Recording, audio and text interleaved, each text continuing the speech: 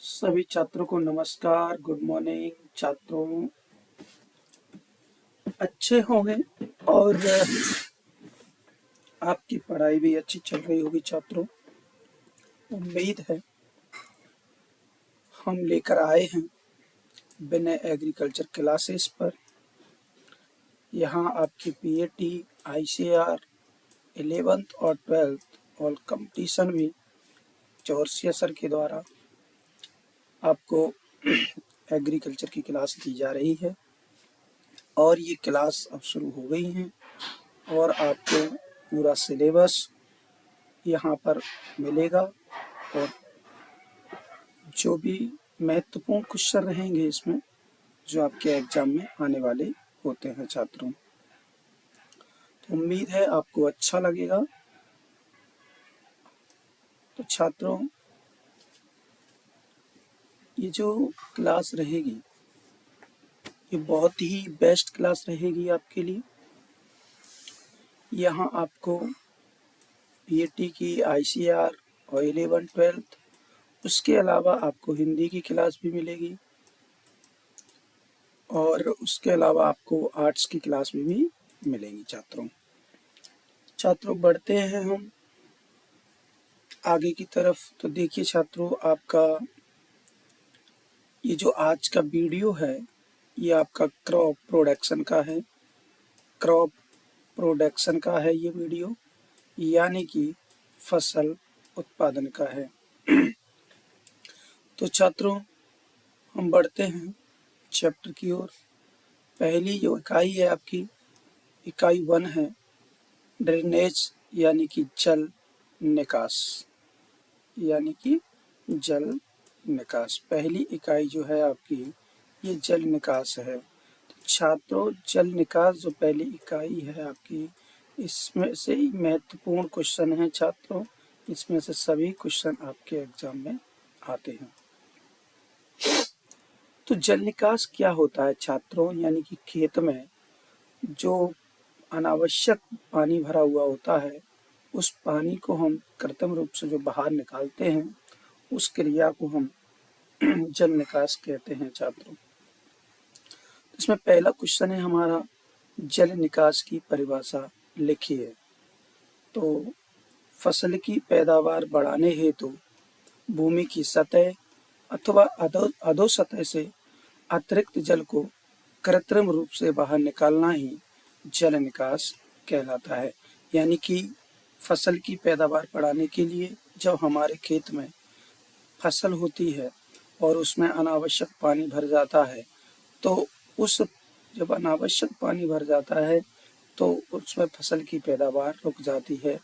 इसलिए उसको पैदावार को अच्छी तरह से बढ़ाने के लिए हम क्या करते हैं, सतह यानी कि भूमि की सतह पर नालियां बनाकर या अधोसतह का मतलब होता है भूमि के अंदर नालियां बनाकर जो जल को कृत्रिम रूप से बाहर निकालते हैं उसे जल निकास कहते हैं छात्रों। सिंपल भाषा में आपकी परिभाषा है, खेत में भरे हुए अनावश्यक पानी को कृत्रिम रूप से बाहर निकालना जल निकास कहलाता है। नेक्स्ट क्वेश्चन है आपका, जल निकास के उद्देश्य या फिर महत्व लिखिए। यानी कि जल का निकास हम जो करते हैं तो उसका हमारा उद्देश्य क्या होता है, किस लिए हम जल का निकास करते हैं। तो देखिए जल निकास के जो उद्देश्य हैं, एक तो भूमि में उचित तापक्रम बनाए रखने के लिए हम जल निकास करते हैं। भूमि की भौतिक दशा को सुधारने के लिए हम जल निकास करते हैं। दलदल बनने से रोकने के लिए हम भूमि से जल निकास करते हैं। भूमि में हानिकारक लवणों को एकत्रित न होने देना, भूमि में वायु संचार बढ़ाना, फसलों में कृषि क्रिया समय समय पर करना, हानिकारक कीटाणु को नष्ट करना, इन उद्देश्यों से हम जल का निकास करते हैं छात्रों। देखिए नेक्स्ट क्वेश्चन देखिएगा, जल निकास की आवश्यकता क्यों होती है, किन्हीं 5 कारणों को लिखिए। तो जल निकास की आवश्यकता निम्नलिखित कारण से होती है। नंबर 1 है आपका, जिन क्षेत्रों में जल स्तर ऊंचा पाया जाता है वहाँ जल निकास आवश्यक है। निचली भूमियों में खड़ी फसलें अत्यधिक पानी के कारण नष्ट हो जाती हैं, इसलिए जल निकास करना आवश्यक है। निचले स्थान पर स्थित भूमियों में वर्षा ऋतु में पानी भर जाता है और फसलों की समय से बुवाई करने में बाधा पड़ती है, इसलिए हम इसका जल निकास करते हैं।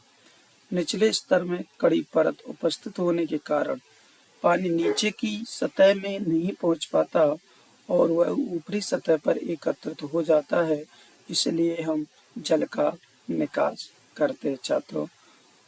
और जिन क्षेत्रों में चिकनी मिट्टी पाई जाती है, पानी कम मात्रा में सोखती है, फलस्वरूप पर्याप्त पानी भूमि की सतह पर एकत्रित हो जाता है, इसलिए हम जल का निकास करना आवश्यक होता है। नेक्स्ट क्वेश्चन देखेंगे छात्रों, खेत में उचित जल निकास न होने से कौन कौन सी हानियां होती है, यानी कि खेत में जो पानी भरा हुआ है उसको अगर सही तरीके से नहीं निकालेंगे तो क्या क्या हानि हो सकती है।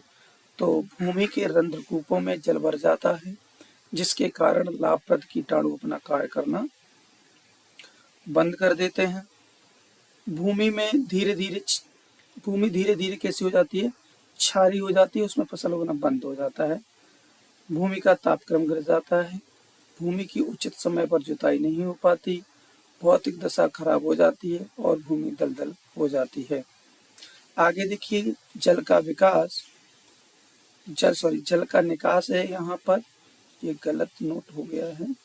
जल निकास का भूमि और पौधों पर क्या प्रभाव पड़ता है, तो जल निकास का भूमि पर प्रभाव यानी मृदा की वायु संचार में सुधार होता है। इससे मृदा तापक्रम को उचित बनाए रखने में, मृदा में उपस्थित लाभदायक जीवाणुओं को क्रियाशीलता में वृद्धि करने के लिए। जल निकास का पौधों पर क्या प्रभाव है, तो पौधों की उपज में वृद्धि होती है, पौधे की जड़ों में पर्याप्त गहराई तक होती है, जिससे पौधे मजबूत और पर्याप्त मात्रा में पोषक तत्वों का अवशोषण करते हैं। अगला क्वेश्चन है, जल निकास पर प्रभाव डालने वाले 4 कारकों के नाम बताइए, यानी कि जो जल निकास किया जाता है उसमें ऐसे कौन से कारक होते हैं वो जल निकास पर प्रभाव डालते हैं। तो पहला प्रभाव है भूमि की किस्म। हल्की भूमियों में जल निकास आसानी से होता है, जबकि भारी भूमियों में जल निकास का उचित प्रबंध आवश्यक होता है। भूमि की ढाल, तो ढालू भूमि में छात्रों जल निकास आसानी से हो जाता है, जबकि कम ढाल वाली भूमि में जल निकास हेतु नालियां बनाई जानी चाहिए। जबकि अधिक ढाल वाली भूमि में जल निकास के साथ साथ होने वाली मृदा कटाव रोकने के लिए जल निकास ढाल के विपरीत दिशा में बनाना चाहिए। भूमि की कीमत, अधिक महंगी भूमि से जल निकास के समय मृदा के कण बहे नहीं, इसके लिए बंद नालियां बनानी चाहिए। अनावश्यक जल जो है, यानी जिस भूमि से अधिक मात्रा में जल निकास करना हो वहां पर खुली नालियां बनाते हैं। बढ़ते हैं नेक्स्ट क्वेश्चन की ओर, किन किन दशाओं में खेत में अनावश्यक जल एकत्रित हो जाता है। तो एक तो अधिक वर्षा होने से, और सिंचाई यदि कर देते हैं, सिंचाई के तुरंत बाद यदि वर्षा हो जाती है तो एकत्रित हो जाता है। निचले धरातल वाली मृदा में एकत्रित हो जाता है। भूमि के नीचे कठोर परत होने से जल एकत्रित हो जाता है, और आपका चट्टानों से घिरी हुई मृदा में। तो इस प्रकार की समस्याएं आती हैं, उन समस्याओं में अनावश्यक रूप से जल एकत्रित हो जाता है छात्रों। बढ़ते हैं नेक्स्ट क्वेश्चन की ओर, जल निकास गुणांक तथा गैसीय जल किसे कहते हैं। तो जल निकास गुणांक दिए गए क्षेत्र से 24 घंटे में जितने जल की निकासी होती है उसे जल निकास गुणांक कहते हैं। गैसीय जल क्या है, मिट्टी के कणों के बीच रिक्त स्थान में पाए जाने वाला जल जिसे पौधे ग्रहण कर लेते हैं उसको हम गैसीय जल कहते हैं। नेक्स्ट क्वेश्चन है हमारा, सिंचाई और जल निकास में अंतर क्या है। सिंचाई और जल निकास में अंतर क्या है। ठीक है छात्रों, चलो देखते हैं। सिंचाई, यह खेत में पानी देने की क्रिया है, जल निकास खेत से बाहर निकालने की क्रिया है। सिंचाई का पानी खेतों तक पहुंचाने वाली नालियां खेतों से ऊंचे बनाई जाती हैं और जल निकास करने वाली नालियां भूमि धरातल से नीचे बनाई जाती हैं। इन नालियों की आवश्यकता वर्ष भर रहती है और जल निकास की जो नालियां होती हैं वो मुख्यतः वर्षा ऋतु में ही उनकी आवश्यकता होती है। सिंचाई से भूमि में जल स्तर ऊपर होता है और जल निकास से जल स्तर नीचे गिरता है। सिंचाई के लिए उपलब्ध पानी अन्य घरेलू उपयोग में आ सकता है, लेकिन जल निकास का पानी अन्य उपयोग में नहीं ले सकती क्योंकि खेत में भरा हुआ पानी गंदा होता है। अब प्रश्न आता है कि जल निकास की प्रणालियां कौन कौन सी हैं। तो जल निकास की विभिन्न प्रणालियां हैं। भूमि के अंदर नालियां खेत के धरातल को ध्यान में रखकर बनाई जाती हैं। पहली आपकी प्रणाली है प्राकृतिक प्रणाली, नेचुरल सिस्टम। यानी कि नेचुरल सिस्टम जो होता है, नेचुरल सिस्टम में नालियां भूमि के प्राकृतिक ढाल के साथ साथ अपनी दिशाएं बदलती रहती हैं और अंत में मुख्य नाली द्वारा नदी या तालाब में पानी छोड़ दिया जाता है। अगली है आपकी हेरिंगबोन सिस्टम, यानी कि हेरिंगबोन प्रणाली। इस प्रणाली में मुख्य नाली खेत के बीचों बीच बनाई जाती हैं और सहायक जल निकास नालियां आकर इसमें मिल जाती हैं। अगली आती है आपकी ग्रिडॉन सिस्टम, ग्रिडॉन प्रणाली। इस प्रणाली में मुख्य नाली खेत के उस भाग पर बनाई जाती है जिसका धरातल नीचा और सहायक जल निकास नालियां इसमें आकर मिल जाती हैं। बढ़ते हैं नेक्स्ट क्वेश्चन की ओर छात्रों। नेक्स्ट क्वेश्चन में हमारे मेथड ऑफ ड्रेनेज यानी कि जल निकास की विधियां। तो जल निकास की दो विधियां होती हैं। जल निकास की दो विधियां होती हैं, पृष्ठीय जल निकास और भूमिगत या अधोपृष्ठ जल निकास, यानी कि सरफेस ड्रेन्स या ओपन ड्रेन्स बोलते हैं इन्हें, और अंडरग्राउंड ऑफ सब सरफेस ड्रेन्स बोलते हैं। तो पृष्ठीय जल निकास नालियां जो होती हैं वो चार प्रकार की होती हैं। एक टेम्परेरी ड्रेन्स होता है, एक कट आउट ड्रेन्स होता है, दूसरा परमानेंट ड्रेन्स होती है और लैंड स्मूथिंग मेथड होती है, यानी कि आपकी समतल भूमि में मेड़ों को काटकर स्थायी नालियां, कट आउट नालियां और अस्थायी नालियां, ये आपकी पृष्ठीय जल निकास नालियां होती हैं। भूमिगत नालियां जो होती हैं वो टाइल ड्रेन्स होती है, स्टोन ड्रेन्स होती है, आपकी मोल्ड ड्रेन्स, पाइप ड्रेन्स और पोल ड्रेन होती है। प्रश्न बनता है कि पृष्ठीय जल निकास की विधियां क्या हैं। तो पृष्ठीय जल निकास की विधियां अस्थायी नालियां हैं, यानी कि टेम्परेरी। तो अस्थायी नालियां बरसात के दिनों में जल निकास के लिए बनाई जाती हैं और बरसात के बाद इन्हें नष्ट कर दिया जाता है। तो स्थायी नाली के लाभ क्या हैं? स्थायी नाली के जो लाभ हैं, इनके निर्माण में, स्थायी नाली को बनाने में श्रम एवं पूंजी कम लगती है, सफाई करने में खर्च कम होता है, इसमें नालियों में फसल भी बोई जाती है और नालियों में जल निकास आसानी से हो जाता है। ये अस्थायी नालियों के लाभ हैं। और हानियां जो हैं, कृषि भूमि नष्ट हो जाती है और कृषि योग्य भूमि का क्षेत्रफल कम हो जाता है। प्रतिवर्ष मरम्मत और खुदाई करनी पड़ती है, जिससे क्या होता है, व्यय यानी कि खर्च अधिक होता है। भूक्षरण की संभावना बनी रहती है क्योंकि खुली नालियां होती हैं तो मिट्टी बहने की संभावना बनी रहती है।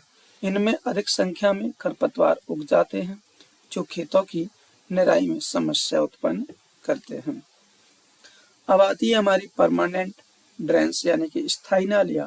तो स्थायी नालियां उन स्थानों पर जहां प्रायः जल निकास की समस्या अधिक होती है वहां मुख्य नाली एवं सहायक नालियां स्थायी यानी कि पक्की हो बनाई जाती हैं। सहायक नालियां मुख्य नाली में पानी एकत्रित करती हैं जहां से पानी नालों या नदियों में छोड़ दिया जाता है। इसके लाभ देखिए छात्रों, लाभ है यह स्थायी नालियां होती हैं, मरम्मत एवं सफाई कार्य में कम व्यय होता है और कृषि क्रिया में बाधा नहीं पड़ती। यह एक वैज्ञानिक विधि होती है। इसी प्रकार से इनकी हानियां हैं, प्रारंभ में व्यय अधिक करना पड़ता है क्योंकि पक्की नालियां होती हैं तो प्रारंभ में अधिक खर्च होता है, तकनीकी श्रमिकों की आवश्यकता होती है, अधिक जल निकास के लिए उपयुक्त नहीं होती यह विधि। कट आउट नालियां देखिएगा, इस विधि के अंतर्गत नहर के समीपवर्ती क्षेत्रों में जहां खेतों के धरातल से ऊंचाई पर नहरें होती हैं वहां अपसरण या निस्यंदन के द्वारा नहर का पानी नहर के किनारे वाले क्षेत्रों में एकत्रित होता रहता है। कभी कभी यह समस्या तालाबों के कारण भी उत्पन्न होती है।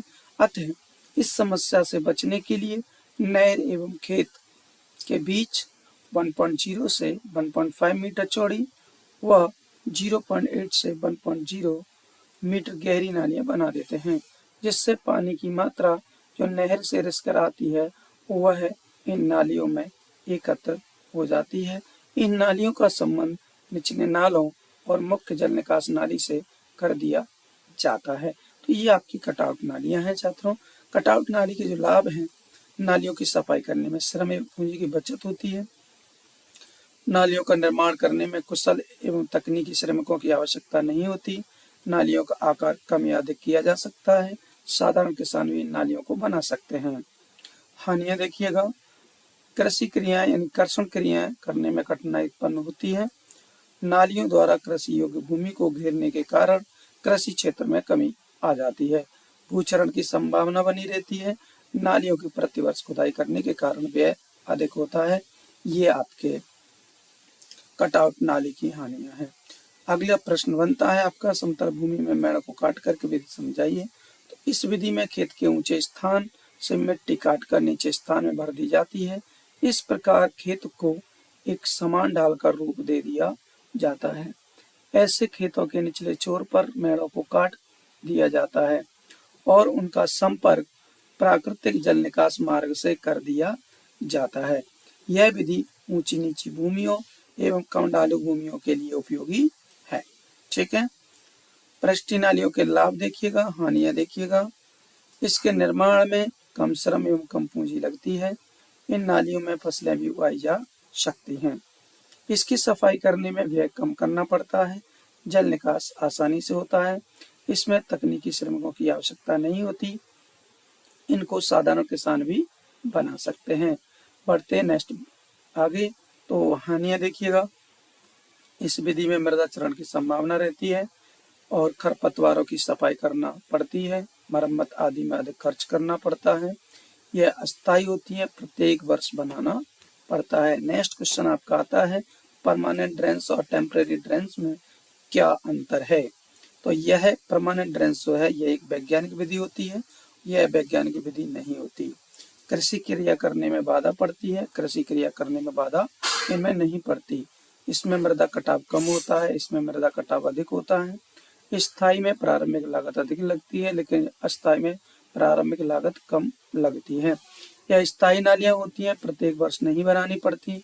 यह अस्थायी होती हैं, प्रत्येक वर्ष बनानी पड़ती हैं। छात्रों, वीडियो अच्छा लगे तो वीडियो को लाइक करें, चैनल को सब्सक्राइब करें और वीडियो को शेयर भी करें और अपने दोस्तों, अपने रिश्तेदारों सबके लिए वीडियो भेजें, जिससे उनको भी इसका लाभ मिल सके। छात्रों, बढ़ते हैं नेक्स्ट क्वेश्चन की ओर। पृष्ठीय जल निकास नालियां एवं भूमिगत जल निकास नालियों में अंतर बताइए। तो यह नालियां खेत के ऊपरी सतह पर होने से कृषि कार्यों में करने में बाधा आती है। इसमें कृषि कार्यों में कोई बाधा नहीं आती। इन नालियों के निर्माण की प्रारंभिक कीमत कम होती है, इनकी प्रारंभिक कीमत अधिक होती है क्योंकि ये भूमि के अंदर पक्की बनाई जाती हैं। मृदा क्षरण की संभावना अधिक होती है, इसमें मृदा क्षरण की संभावना कम होती है। प्रतिवर्ष मरम्मत आदि में खर्च अधिक होता है, इसमें खर्च कम होता है। मृदा की भूमि दशा पर कोई प्रभाव नहीं पड़ता, इसकी मृदा की भूमि दशा सुधरती है। जल निकास सुगमतापूर्वक होता है, इसमें जल निकास सुगमतापूर्वक नहीं होता। छात्रों, तो ये आपके थे क्रॉप प्रोडक्शन का अध्याय पहला, जल निकास। और इससे पेपर में आपके एग्जाम में कुछ भी बाहर जाने वाला नहीं होगा। छात्रों, आपको हिंदी की क्लास भी दी जाएगी छात्रों, और इसमें आर्ट्स की क्लास भी रहती है। आपको सभी छात्रों को अगर वीडियो अच्छा लगा हो तो वीडियो को लाइक करें, चैनल को सब्सक्राइब करें और अपने दोस्तों को शेयर भी करें। थैंक यू, धन्यवाद छात्रों, मिलते हैं